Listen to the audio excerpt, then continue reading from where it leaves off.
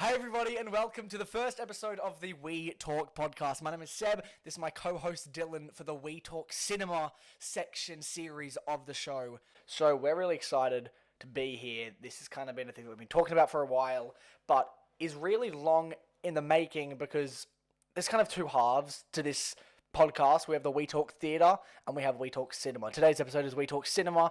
It'll be myself joined with Dylan every single time we have an episode of this, but for the We Talk Theatre section episodes, it's going to be me and a special guest. That'll all depend on who I see the show with. So it'll always be me here, a friendly face, unless I'm sick or something.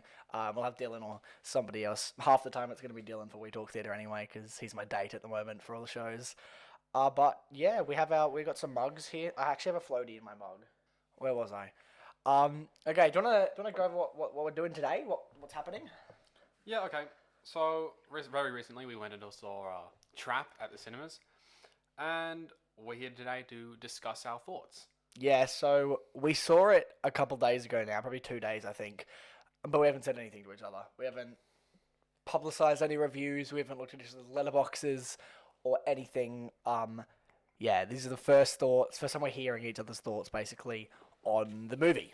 Okay, so we're going to get up our little thoughts that we wrote down. The second the movie finished, we jotted down in our notes what we thought. I'm actually really keen to hear about it because, yeah, I don't know. I think the majority of people will enjoy it. I think that's something that you will probably agree with. I found it pretty fun to watch. Yeah, I think that people enjoy, but there's just a few kind of nuances in it that might be a bit confusing and don't make much sense, basically.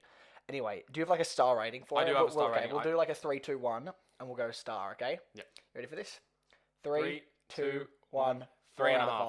5. That was my other option. I said 3.5 or 4. I didn't think it deserved a 4. I think I think there was too many little nitpicks I had with it. Yeah, okay. No, I do agree. I literally, and I have 3.5 first. I think 3.5 is what I put on Letterboxd actually. So we'll go 3.5. Yeah. 3.5 out of 4.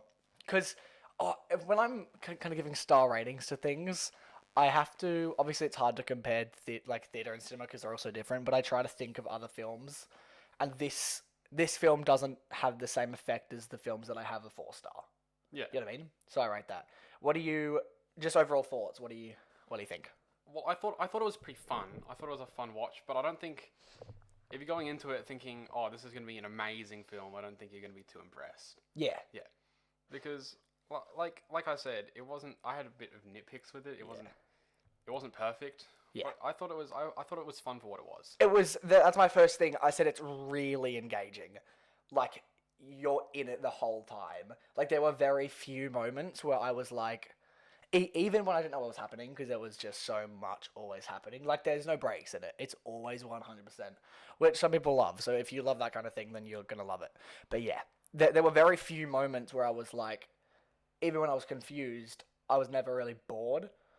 You know what I mean? Like it was always, and like if I was eating popcorn or like drinking my drink or something, I was still eyes on it. I was never like looking around the cinema, which I'd find myself doing sometimes. So that's good, yeah. Yeah, like I never checked my watch once. Yeah. Which is what I do sometimes. No, same. No, actually, I did. I had a look at the time when. Oh, this is obvious. This is pretty much all spoilers review, I would say. Just there you go. Non-spoiler territory is over. It was good. 3 out of 5. If you love engaging films, you'll love it. Anyway, I checked the time when they left the concert because I wanted to know what the comparative was to when they were at the concert, which is what the entire movie's branded as. There's no footage of anyone not at the concert in the trailers and the promo, and then when they left the concert. Because I expected it to be they were at the concert the whole time, if not like 10 minutes after the concert was all we're going to get. But I think we probably had, I think it was an hour at the concert and an hour out of it. Yeah. That's what I believe. Well, it didn't feel like 2 hours, did it? I don't think it felt like 2 hours. I mean, look, it didn't feel quick, but I don't know if it felt like 2 hours. Like I agree with that. I must say my next point is that it just dragged a lot. Yeah, no, that's what I said. Especially when they left the concert. From when they left and when they were just like outside, it just kept going and going and going. I felt like it lost a lot of its realistic aspects when they left the concert.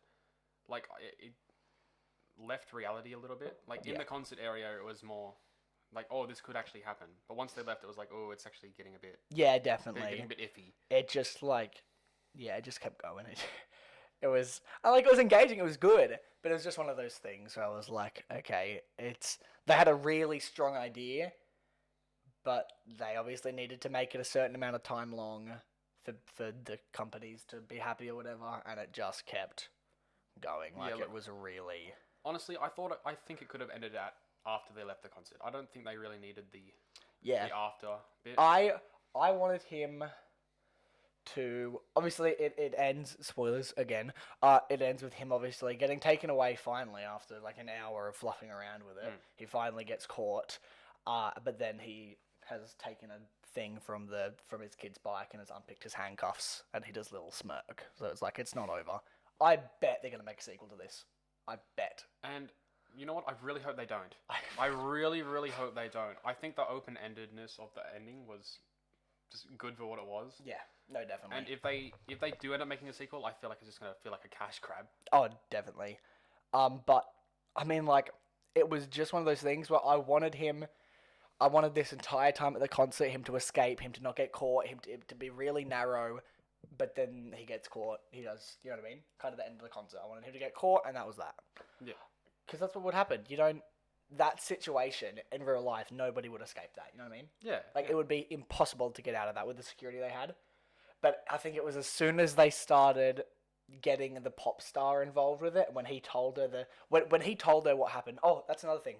Right before the main guy tells this pop star, this singer, that he's the butcher, everything is for him, I literally thought, I was like, what are they doing with this now? I was like, where else are they going to go?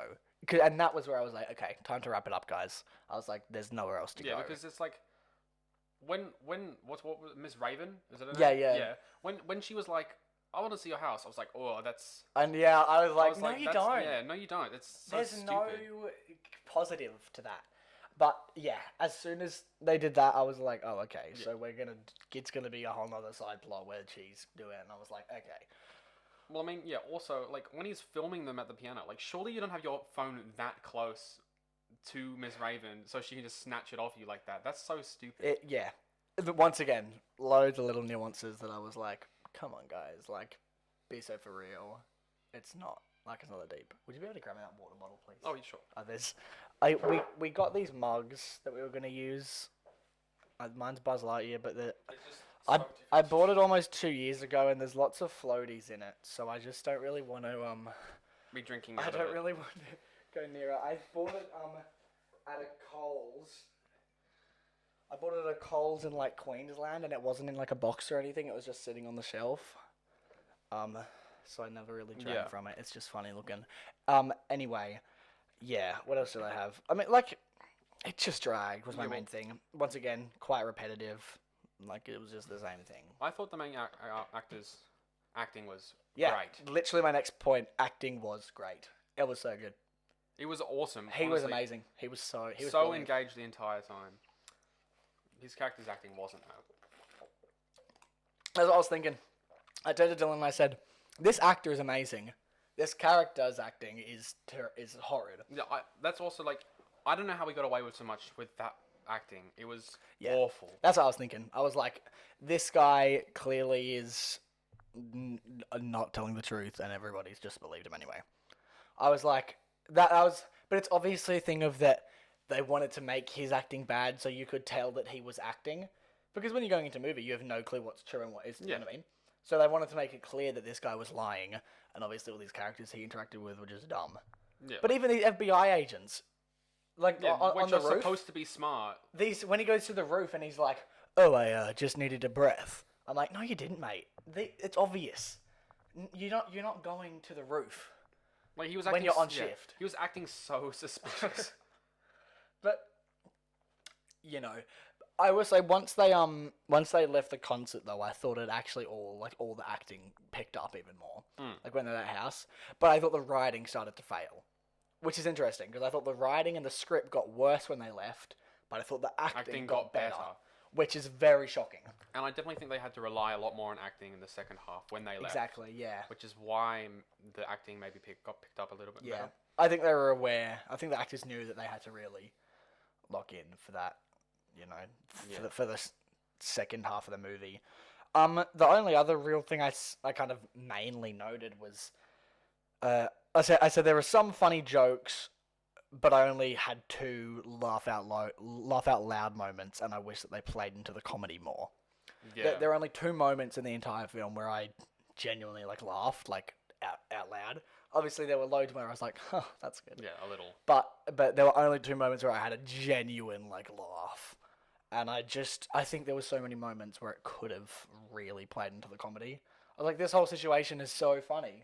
I was like, this guy who's a serial killer is at a concert and is completely set up for him, which is obviously horrifying. But the comedy in it's so obvious, but I feel like they didn't, or I feel like they tried to make it funny when they had to just naturally let it riff and let it be funny.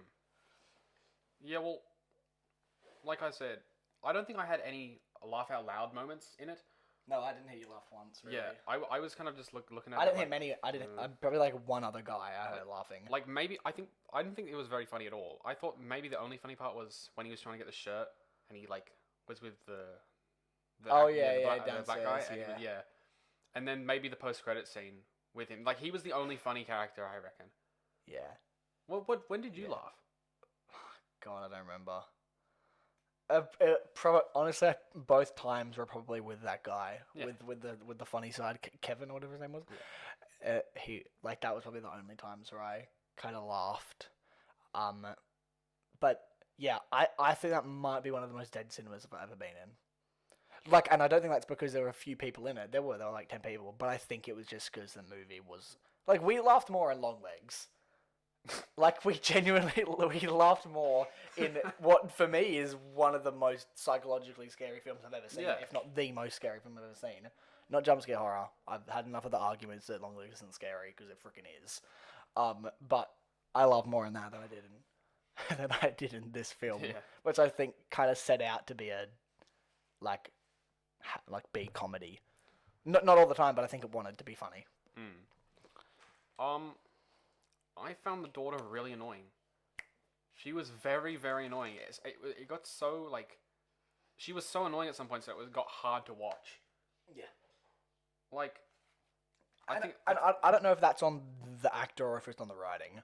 She's a kid, so I don't want to be you were annoying. Yeah, but she's 14 in the thing. It's and she was well, I guess, but it's I think they were playing too much into the fantasy aspect of it. Yeah, the fangirl kind of. Oh my god, I love you. I don't see many.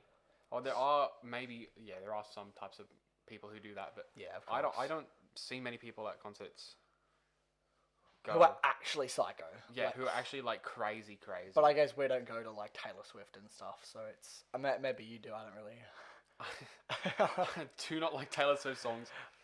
Yeah, what I did really like is that the person who played Lady Raven, that's who it was, not Miss Raven, Lady Raven. Oh, that's right. I liked that she is an actual pop singer, she's an actual artist, a small artist, indie artist. I would assume because I don't think any real artist would want to do it. Yeah, no. But she's a real and all the songs she did were originals. She wrote all of the pop stars all of Lady Raven's music was written by this real kind of pop star kind of person. So I thought that was really good. Well, leading from that, the music in it was awesome. It was. I really enjoyed the music. You could tell that it was written by a pop star and not by some old white guy who writes the soundtrack for the Lorax. You know what I mean? That, I could really tell. Hey, don't diss on the soundtrack to the Lorax. The Lorax soundtrack is fire. Look, it was the music. Don't go in expecting any Oppenheimer tracks, but it was good. Yeah. Do we think? I think this is.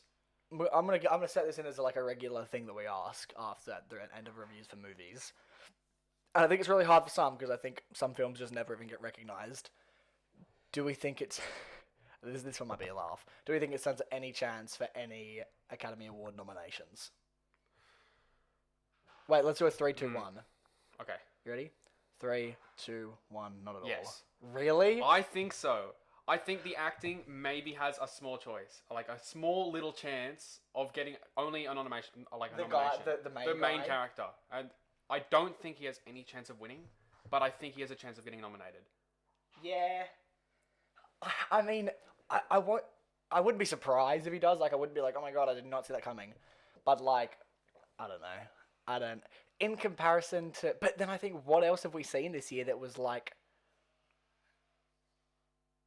I guess the only performance that I've seen this year, I think, off the top of my head, that I go, oh, you're gonna get an Academy Award nomination is Nicolas Cage. As Longlegs, yeah. Possibly even Micah Monroe, because she was awesome. Those are the only two that kind of jump to mind. Well, I guess it just depends what the rest of the movies this year will be like. Exactly. And that's what we're gonna get to next. Is we're gonna go through all the films that we watched this month. I have quite a few more. Yeah. Because I did kind of 2 weeks of watching a movie every day. But we're going to do that next. Yeah. I mean, overall, I thought it was good. I wouldn't go see it again, but I would watch it when it comes on, like, streaming service. You know what I mean? Like, when it comes out, you can... Guys, technical difficulties. Okay. I would not go see it in the cinema again. Probably not. I've had a group of friends who are going and join them. Yeah. But it's not something that I would go personally and watch. But when it comes to streaming services, I will probably watch it. Yeah, again. I think it's definitely more of a home watch. Yeah, definitely. Bro is dying over here. God damn it. Okay, let's move on. While you're dying, we're going to move on to just a ranking of films that we've watched this month. So I have a lot more. I have 16. Yeah, no, another one because Trap. I haven't added Trap to it. I have 17. 16? I watched 17 now because of Trap. Where did I put Trap? I'll probably put it. Dang, I've just been watching TV shows. I don't have any. I don't want. I've never really been a TV. I've got 4 movies. Really? Yeah. Okay, let's do what we've watched this month. I mean, not this month, in cinemas to start with. So what have we seen in cinemas again? Longlegs.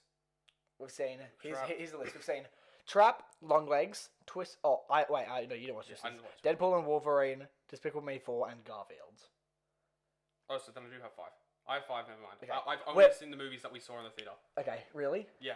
Okay, we're gonna start off with honorable mention in technically the 6th slot to or 5th for you, the Garfield movie, because that came out last month. But we saw it this month. Yeah, no. We were a bit late to the game. We had the whole theater to ourselves. No one else was literally just us in the entire cinema. So that was fun. But yeah. If it did come out this month, it would be the bottom of both of our lists. Well, yeah, no. The best part of it was Garfield's dad, who was Samuel L. Jackson. That was so funny. Like, that was the only good part of the Garfield movie. Yeah. Like, you could maybe put the animation up there, but yeah, it was. Otherwise, it was fun. Like it was fun. Yeah. It wasn't good. Yeah. It was fine. It was okay. But... It was a kids' movie, is what it was, and where it was adults. So that's where it differs there. But yeah, honorable mention. Anyway, give us your list. All right. Or and I'll chime in. Okay, so bottom of the barrel, I had Despicable Me 4. Yeah. It just wasn't very good. Look, see, Dylan's really like, it was bad. I actually don't think it was bad. I thought it was fine. I had a good time. I don't think it deserves all the hate that it's getting, I will say. Well, I don't think it's as bad as everyone says. Because I think it would be perfectly fine. It was just straight to streaming. But because I had to pay for it and go into the movie theater, it was like $20, $15 for a ticket, and it was like the worst movie I've seen all year. I did pay $16 to see Despicable Me. And here's the thing, right? It's like 1 through 3 Despicable Me, they were good. They were fine, and I feel like it could have ended there. But now that they've made a 4th one, it throws the whole balance off because they need to make a 5th one now. Yeah, and my problem with it, actually, my main problem with how it ended and how we're setting up for the next one, is we've talked about this, is that it ends with the minions breaking into the prison and they have like a talent show. I don't care about that. I thought it was crazy. Vector, like the macho guy, Everyone was there. Scarlet, I loved it. Like, I thought that was so much Yeah. fun. But my problem is that they had the perfect setup, and I was thinking this. The minions are running into the jail, right?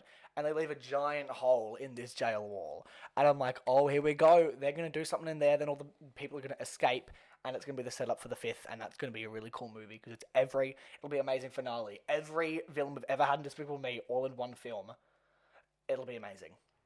No. Yeah, they have a talent show, and then they have a barbecue. Yeah, they don't end up doing anything with it. And here's the thing, they also just don't do anything with any of the characters that they've established in the past movies either. Like, they've got, like, Gru's family, and that's it. Like, Drew was Nefario has, like, one line. Yeah, Nefario has one line at the very end. Drew doesn't have any lines. He's He's just dancing in the background of the barbecue. He's serving, like, I think it was Agnes a hot dog or something. And I was just like, that's such a wasted opportunity. It had the chance to be such a good movie, like combining all of the aspects from all the past movies, and it just failed. It fell on its But I face. think they've set it up for the... They didn't set it up for the 5th one. Yeah. Anyway, what's next on your list next, here? number 3, Trap, which we've just talked about. I agree, yeah. So we don't have to get too much into that. And then it was pretty difficult, just because they're two completely different movies between Deadpool and Wolverine and Longlegs. Yeah, they're then I have completely Twisters different. in the mix as well. So, but I think I had to put Deadpool and Wolverine as number 2. Yep, I agree. I had that as my number 3, yeah. Yeah. I thought it was amazing for what it was. I've been waiting so many years for it to come out. It makes me happy thinking, like right now, I'm smiling. Here we go, wait. Oh, there we go, yeah. You guys do not know the challenge I went through to get this. So we saw Deadpool and Wolverine on release day. We saw it at events on release day with our good buddy Jack Marshall, who's biggest Marvel X-Men fan that we know. And it was awesome. It was lots of fun. I'm really not into Marvel, not into superheroes, so I was kind of like out of the loop a bit with it. And so every time there was like a cameo, I had to get Jack to like be like, oh, that's, you know. Yeah, that's also like... Whatever. It's kind of difficult to get into if you don't know what it's like. Yeah, but in saying that, I still had an awesome time. Yeah. Like, I think it was, like, opening night for a movie that's as crazy, and, like, this is, like, this has been such a long time coming. Since, like, X-Men Origins, probably, people have been like, oh my god, imagine a duo film with them. And so I think it's been... Sega, I know X-Men Origins. I've been doing my research. I'm obsessed with Deadpool now. We don't need to mention the purchases. So I thought it was great. I didn't buy the popcorn tin. And then the next day I came back because I was like, oh, I really wish I bought the popcorn tin. Because then after we saw that, Dylan and I were like, let's make a podcast. And we were like, okay. Yeah. I was like, oh, I wish I bought the popcorn tin. I went back literally the next night. Sorry, they all sold out last night. All of them sold out in one night. I was like, what the heck?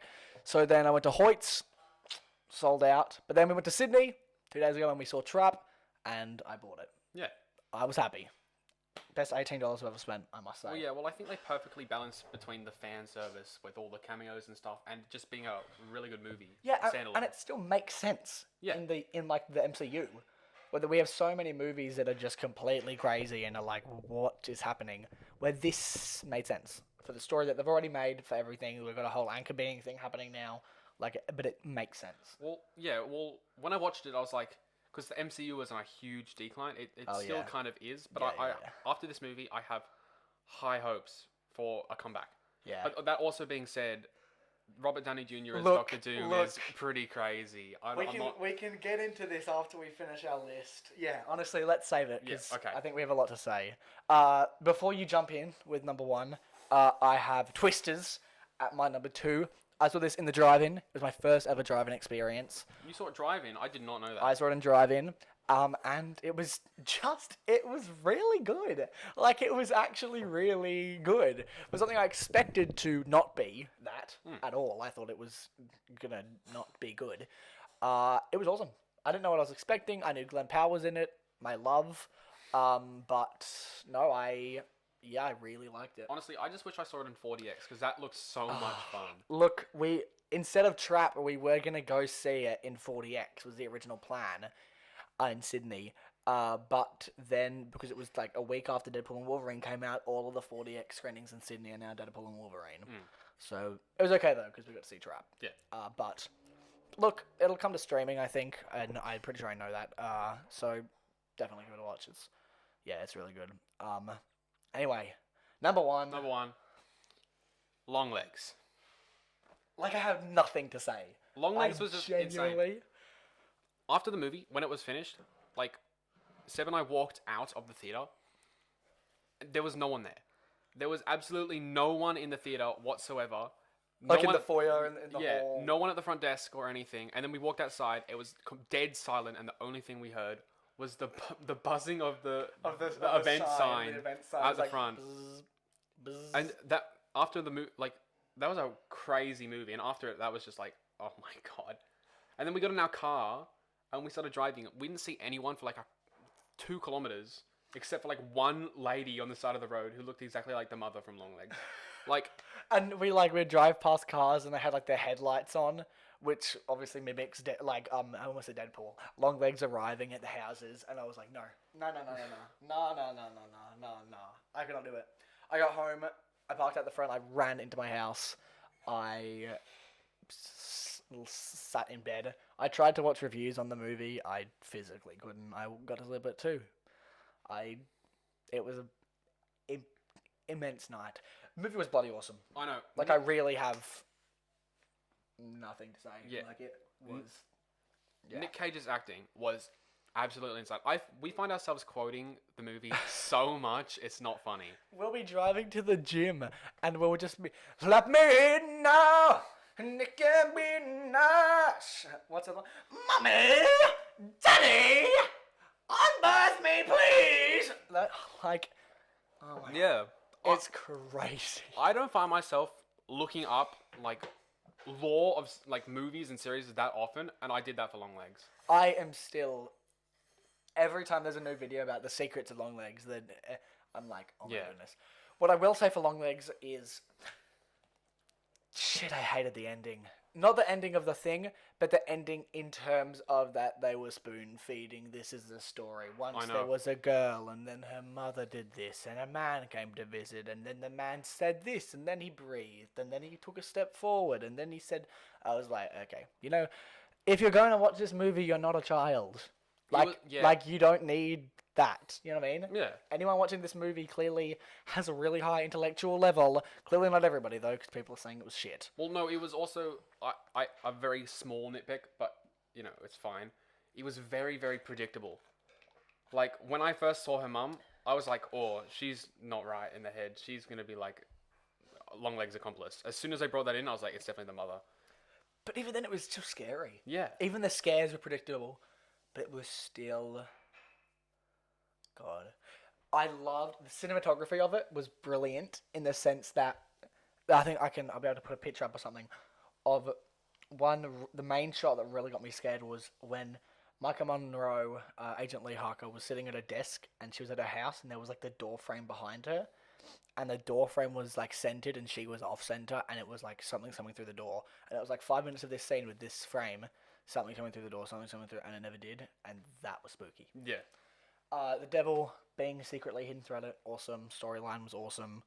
Like, obviously, like, the main thing that people are complaining about is that there were a lot of plot, and there was a lot of things that kind of didn't happen with the plot. It's fair, but I wasn't thinking that when I was watching it. Well, it's to be expected. It's like kind of like an indie film. Exactly. So, it's like, it's not going to be the best, but scare-wise, I think indie films... take the cake because they have so much more freedom of what they want to do. And this is second best horror movie marketing. It's the best horror movie marketing since Blair Witch. The way they did it, the way they promoted the movie with the PR boxes and obviously like stuff online. The video with Micah Monroe's heartbeat when she saw Nick Cage's Longlegs for the first time. All of that stuff, like, really good. The very end of it was good. I didn't know Longlegs was zesty like that, but Hail Satan, like, my boy, you know, I respect him. I stand with Longlegs. Yeah. My zest king. Yeah, that's number 1 movie of the month. I actually, maybe not be in for me. I'm also just going to say, there isn't much of it, but when gore is on the screen, it is gory. It's crazy. Like, the dead corpse in the bed was insane. Him breaking his nose. Him killing him was like powerful. He slammed his head on the the jail desk multiple times, and like his nose was like off center. It was all the way over here, and there was like a massive like crack down his face, and you could like see the skull and not things. Enjoyable. It was crazy. Look, I'm gonna speed through my list here of all the films. I watched 17 films this month. At least ones that I wrote down. That's like Let me check. once every 2 days. That's insane. Yeah, I had a period of almost, I think it was, might have been 13 days where I watched a new film every day.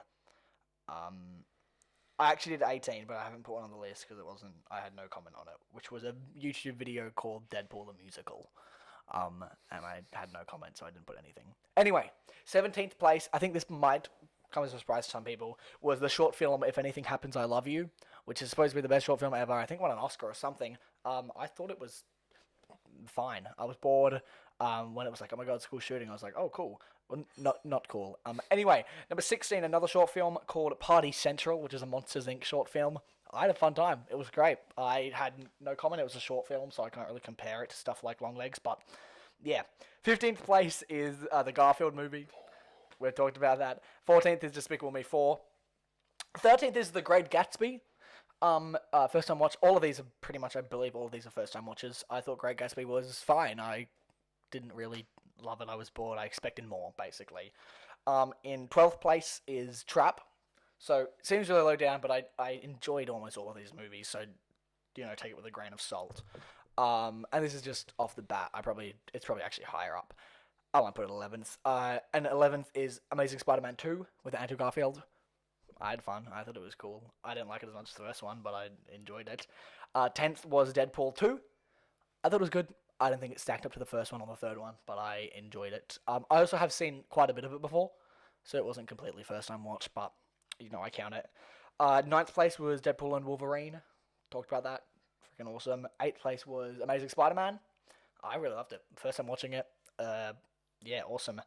Number 7 was Poison, which is a short film by Wes Anderson and Roald Dahl. You know how they did, like, Wonderful World of Henry Sugar? They did a couple more that I didn't know about.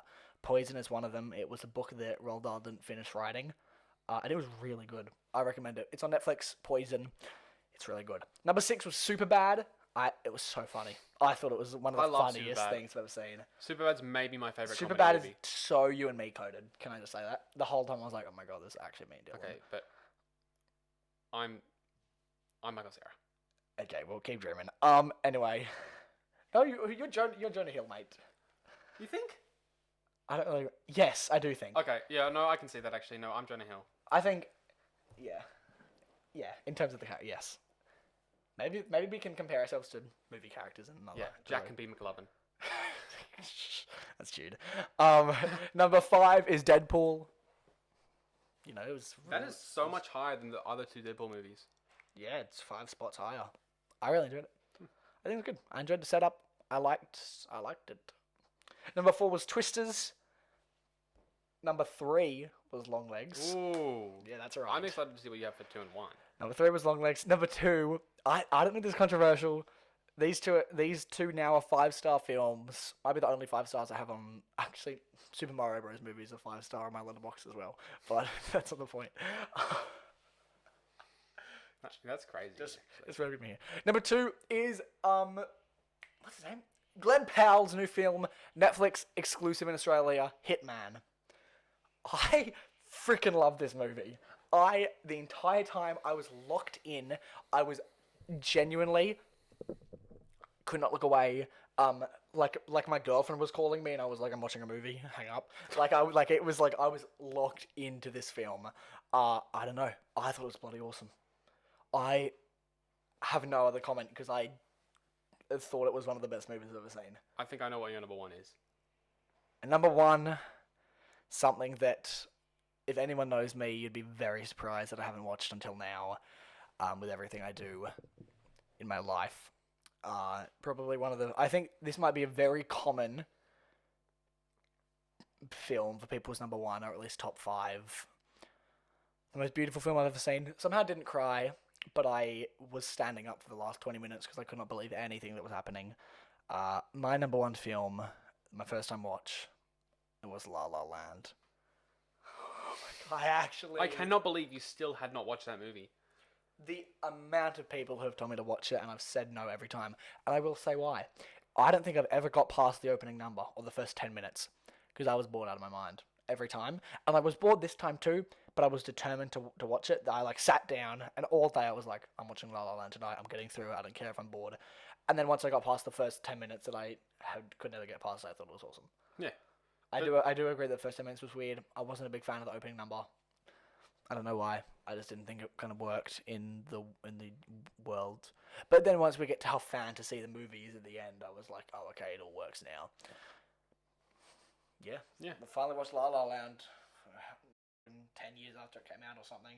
And there's a La La Land musical that's coming to Broadway. There is, and I'm really excited for that. I think that's going to be awesome. They announced it last year. I liked the post when I looked it up. I was aware of it. I just clearly didn't care. Benj Pasek and Justin Paul, who wrote Dear Evan Hansen and Greatest Showman,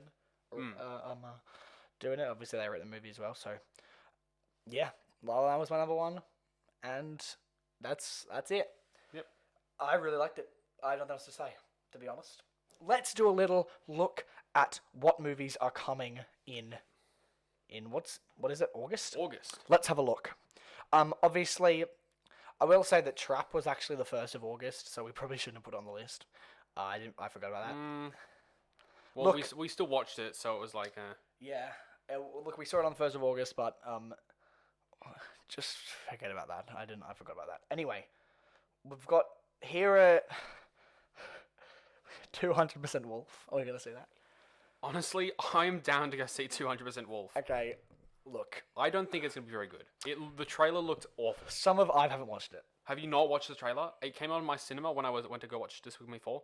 It looked so bad. Okay, I'll let you know the major things that we'll probably watch that are coming out this month instead of all of it. So we've got Borderlands. Yeah. This is just on the 8th of August. We have Borderlands and It Ends With Us, which I think are going to be two pretty good movies. Actually, I had no idea what Borderlands is going to be like, but It Ends With Us is coming out. Then on the Thursday, the 15th of August, actually I won't give dates, but we have the 15th anniversary of Coraline in 3D. We have to go see that. I've never seen Coraline before. Yeah, that's crazy. So 3D in cinemas, let's do it. Also on that day, we have Alien Romulus. I'm Romulus, sorry. Yeah, I'm excited for Alien. I think Alien is going Alien's to be gonna really amazing. good. There's a lot of movies coming out on the 15th of August. Oh, yes. Okay, anything else interesting? No. Well, hold on. Let me just... We've got... There's The Crow, but I'm not looking forward to The Crow. I have no comment on The Crow kind of looks really yeah, mid. The Crow. We've also got... I saw the TV Glow, which I'm quite looking forward to. Beetle... Oh, wait, no, that's September now. Okay, yeah. Yeah, no, September definitely has movies going for it. I saw the TV Glow. I saw the TV Glow. Alien. It Ends With Us in Borderlands. 200% Wolf. We'll see. The movies we're looking at for this month. Yeah. So obviously in 1 month's time, we'll do a little recap on all of those films, what we thought of them. But before then, we will let's just kind of what's happening here. What is this podcast? We're looking at every time we see a film or a piece of theatre, we're going to come on here and just do a little review. But the episodes won't only be that. It'll also obviously just be recapping other things, kind of anything else that we've watched since the last episode, all that kind of stuff. And then any major movies we'll do kind of a single episode for. Like we did today, we just talked about Trap, and then we did a couple other stuff, where then we've got Borderlands, and I saw the TV Glow come out on the same day, so we'll obviously talk about those two in the same episode, and we won't have much other stuff to do because it's 8 days into the month. But yeah. Next episode of this podcast is going to be the first We Talk Theatre podcast episode, and we're going to be talking about The Woman in Black at the Theatre Royal Sydney. Yeah, no spoilers for that, but keep a lookout for that. Not too long before that comes out, I would guess. Yeah, well, any closing comments on your behalf? Well, I've really enjoyed this. I've had lots of fun. I really enjoyed this. I had lots of fun. Some housekeeping things. You can follow us on Instagram at the We Talk Podcast, and TikTok as well. By the time this goes out, TikTok and Instagram at the We Talk Podcast. Give us a follow, won't ya? Please give us a follow. You can also follow our obvious sister company, We Talk Theatre, at We Talk Theatre, and check them out at you can check them out at wetalktheatre.com, and the We Talk podcast is proudly presented and produced by Hyde Entertainment. You can check that out at hydeentertainment.com and at Hyde_entertainment. Thank you very much, everybody, for joining us on the first episode of the We Talk podcast. We appreciate you coming out a lot. Thank you. See you next time. See you next time.